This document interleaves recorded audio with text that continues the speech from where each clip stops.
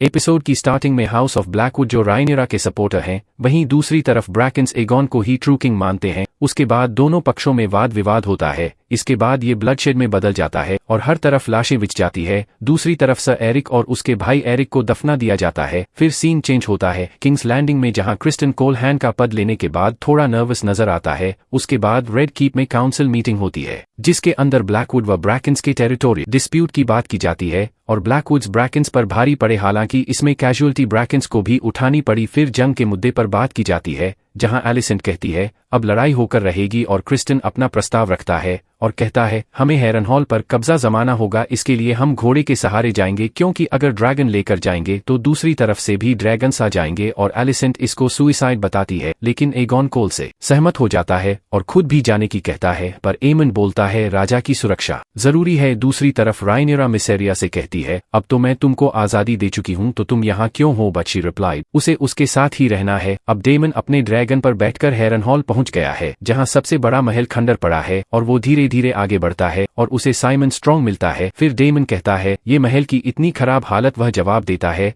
ये उसके पूर्वजों का किया धरा है। और डेमन उससे कहता है रिवरलैंड्स के पास 40,000 की सेना है और सबसे बड़ा महल है और वो लॉर्ड टली से मिलने का आग्रह करता है। परंतु साइमन टली को पतलून भी ना संभालने वाला कहता है और अंत में डेमन के सपोर्ट में आ जाता है। उसके बाद कोल जब रवाना होता है तो एलिसेंट अपने भाई ग्वेन हाईटावर को साथ में जाने के लिए कह देती है। एन कोल मना करता है, लेकिन बाद में राजी हो जाता है और वो लोग निकल पड़ते हैं। दूसरी तरफ रायनिरा की काउंसिल में सर एल्फ्रेड ड्रैगन्स को खुला छोड़ने की सलाह देता है, लेकिन रायनिरा इसके बिल्कुल खिलाफ होती है और जवाब देती है यह बहुत खतरनाक होगा। इसके अलावा डेमन की तरफ से कोई संदेश नहीं आया है। और फिर रेनियरा ने अपने सबसे छोटे बेटों जोफ्रे, एगॉन और विसरीज को आयरी में भेज दिया ताकि खुद के असफल होने पर हाउस टारगेरियन को जारी रखा जा सके। रायना को उनके साथ जाने का निर्देश दिया गया है, लेकिन वह अच्छा महसूस नहीं करती है क्योंकि उसका मानना है कि इसका कारण उसके पास ड्रैगन नहीं होना है। हालांकि जब रेनियरा उसकी देखभाल में 4 ड्रैगन अंडे सौंपती है तो वह शांत हो जाती है। फिर वापस रेड कीप में हेलेना एलिसेंट को माफ कर चुकी है। उधर एगॉन भी अपने ड्रैगन सनफायर पर अभियान में शामिल होना चाहता है, लेकिन लॉर्ड लैरीज स्ट्रॉन्ग ने कूटनीतिक रूप से उसे किंग्स लैंडिंग में बने रहने के लिए मना लिया। इसके बाद एगॉन लैरीज को अपने मास्टर ऑफ विस्पर्स के रूप में नियुक्त करता है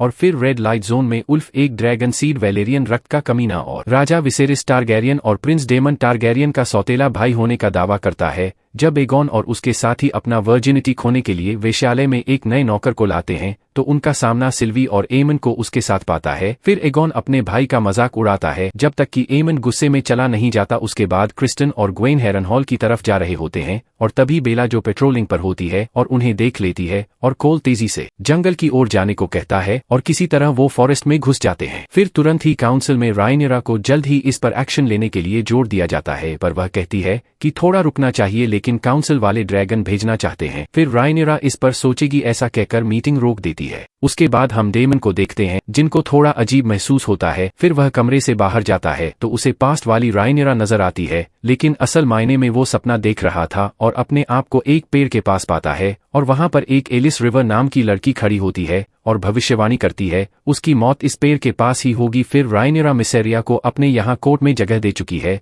और उससे एलिसेंट से किसी भी तरह मिलने के लिए गुप्त रास्तों के बारे में पूछता है। एंड मिसेरिया उसको एक रास्ता बता देती है। रायनिरा और उसका एक गार्ड किंग्स लैंडिंग में घुस जाते हैं। सेप्टा के वेश में रेनियरा एलिसेंट के पास पहुंचती है और एलिसेंट से वॉर रोकने के लिए कहती है, पर एलिसेंट जवाब देती है अब कुछ नहीं हो सकता। इसके अलावा रायनिरा एलिसेंट पर झूठ बोलने का आरोप लगाती है कि उसे रात उसके पिता ने उसको क्वीन बनाने का इरादा था, जो एकदम कैसे चेंज हो सकता है। लेकिन एलिसेंट जोर देती है कि उसने कोई झूठ नहीं बोला, ये सच है। फिर रायनिरा पूछती है एग्जैक्टली उन्होंने क्या कहा था और एलिसेंट के बताने पर पता चलता है कि वो एगॉन द कॉन्करर की कहानी के बारे में बता रहे थे, ना कि एगॉन को किंग बनाने के पक्ष में थे। पर एलिसेंट बिल्कुल नहीं सुनती और कहती है क्रिस्टन वॉर में चला गया है और उसके पिता को काउंसिल से निकाल दिया और एमन भी शायद वही है और युद्ध नहीं रुकेगा बोलकर चली जाती है। इसी के साथ ये एपिसोड यहीं समाप्त हो जाता है और मिलते हैं नेक्स्ट एपिसोड के साथ।